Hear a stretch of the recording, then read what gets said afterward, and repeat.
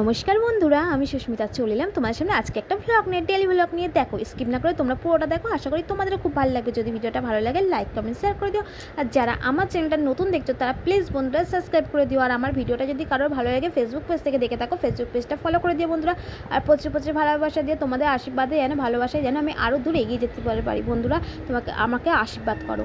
আর দেখো, আজকে সকালবেলা দেখতেই পারলে প্রথমে তোমাদেরকে আমি ঘড়ির টাইমটা দেখিয়ে দিলাম যে 5:10। আর 5টা আমি চেষ্টা করি ভগবানকে 5টার মধ্যে খেতে দেওয়ার, ভোগ খেতে দেওয়া না, ভোগ নিবেদন করার। আমার না কিছু কথা ভুলে যাচ্ছে, তোমরা প্লিজ বন্ধুরা একটু ক্ষমা করে দিও, মাফ করে দিও ভুল কথাগুলো বলার জন্যে।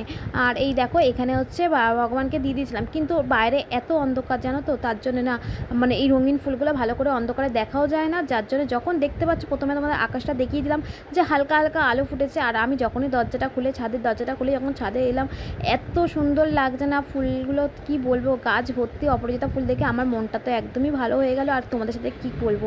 আর তারপরে একটু অপরাজিতাগুলো তুলে দিলাম। আর এখানে ফুল, একটু নয়নতারা ফুল তুললাম। আর দুটো জবা ফুল তুলেছিলাম, যেটা হচ্ছে বড় মার জন্যে। আর জানো তো না, এটা কি শ্রাবণ মাস। কত ফুল কি সুন্দর লাগছে না তোমাদের সাথে, তোমরা বলো তো ঝটপট কেমন লাগছে। এই দেখো, আর এখানে কি বলো তো, জানি না ভগবানের আশীর্বাদে শ্রাবণ মাস বলে কিনা আজকে এখন দেখছি প্রতিদিন কত কত ফুল ফুটছে, 20টা 21টা, আজকে যেন 35টা ফুল ফুটেছে। তা আমি কিছু ফুল তুলেছিলাম, কিছু ফুল গাছে রেখে দিয়েছিলাম। আর তারপর আমি ফুলগুলো তুলেই ঝটপট চলে এসেছিলাম, যেহেতু ভগবানকে আগে খেতেই দিয়ে দিয়েছিলাম। এবার আমি শুধু ফুল দিয়ে সাজিয়ে দিচ্ছি ঠাকুরকে। আমি ধূপ ধুনো আরতি আর প্রদীপ দিয়ে আরতি করি, প্রতিদিনই করি, কর্পূর দিয়ে করি। তা আজকে তোমাদের সাথে একটু শেয়ার করলাম। আমি এখন থেকে চেষ্টা করবো তোমাদের সাথে একটু মিনি ভ্লগ দেওয়ার। আচ্ছা, ফাইনাল দেখো তো তোমরা আমার ভগবানকে কেমন লাগছে, কেমন সাজিয়েছে আমার ঠাকুরের স্থানটা।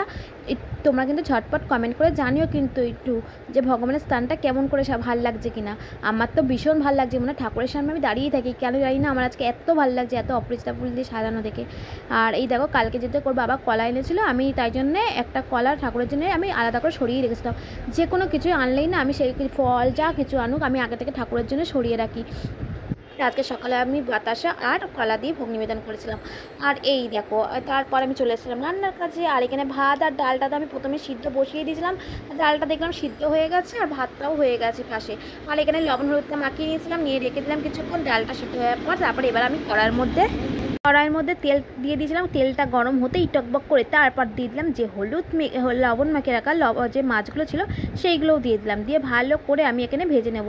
আর এখানে ছিল 7 পিস মাছ, আজকে 7 পিস মাছই সব করে নেবো, কেন আর রাখবো না। আর এখানে হচ্ছে কেন মাছ না কালকেই নিয়েছিলাম বেলার দিকে, আর আমি আজকে কেন মাছ আমি বেশি দিন ফ্রিজে রাখি না, কেন মাছ না ফ্রিজে রাখলে না জানি না কেন, এটা আমার কি সবার হয় জানি না, মাছ থেকে না কেমনটা গন্ধ বেরোয়, আমি তো পারি না। তাই এখন আর আগে মাছ মোটামুটি কিনে রাখতাম, এখন ওই জন্য মাছ কিনে রাখি না। আর এই দেখো, মাছগুলোকে একটুখানি ভেজে, এই দুটো মাছ রেখে দিয়েছিলাম আমার ছেলের জন্য ভাজা, ও ভাজা মাছ খাবে বলে। আর বাদবাকিগুলো দেখো, এখানে মশলার মধ্যে আদা রসুন পেঁয়াজ যা লাগে সমস্ত কিছু মশলাটা আমি এখানে কষিয়ে নিয়েছিলাম। আর কালো জিরে ফোড়ন দিয়ে আলুটাকে ভেজে তারপর কষিয়ে নেওয়ার পর একটু পরিমাণ মতো জল ঢেলে ভাজা মাছগুলোকে দিয়ে দিয়েছিলাম। তা কেমন হলো তোমরা একটু জানিও বন্ধুরা। তারপর দেখো ফাইনালি কিন্তু রান্না করে সমস্ত রান্না আজকে কমপ্লিট করে নিয়েছিলাম। তা কী রান্না করলাম সেটা তোমাদের একটু শেষ অবধি দেখে যাও, তোমরা কিন্তু না দেখে যেও না। আর কমেন্ট করে জানিও কিন্তু আজকে আমার ভগবানের স্থানটা আর এই আজকে লাঞ্চের মেনুগুলো কেমন হয়েছে, তোমরা কিন্তু একটু কমেন্ট করে জানিও বন্ধুরা। আর এই দেখো, এখানে দেখো মাছের ঝালটা দেখেছো কেমন লাল লাল ঝোল করেছিলাম এইটা। আর জানি না ছেলে আজকে মাছের ঝোল খাবে কি না, তাই একটু ঝালঝালি করেছিলাম, কেন মাছের ঝাল খেতে চায় না, মাছই খেতে চায় না, তাও বলে এখন একটু মাছটাও খায়, তাও জন্য মাছ ভাতাই রেখেছিলাম। আর এই যে আমার ছেলের রাত্রে রুটি করেছিলাম, ও আজকে স্কুলে টিফিন নেবে রুটি, তা সময় ছিল বলে রুটিটাও ওর জন্য করলাম, আলু ভাজাও করেছিলাম। আর এখানে মাছের ঝাল সাথে করেছিলাম ডাল আর ভাত। দেখো ফাইনাল কিন্তু আমার সমস্ত রান্না তাড়াতাড়ি কমপ্লিট করে দিয়েছিলাম কিন্তু আমার সময়ের মধ্যে, এটা না তো।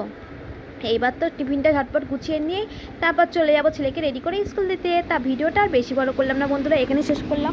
দেখা হবে নেক্সট ভিডিওতে, সবাই খুব ভালো থাকবেন, সুস্থ থাকবেন, আজকের মতো টাটা। আর দেখো তো মাছের ঝোলটা লাল লাল কেমন হয়েছে অবশ্যই কিন্তু তোমরা কমেন্ট করে জানিও বন্ধুরা।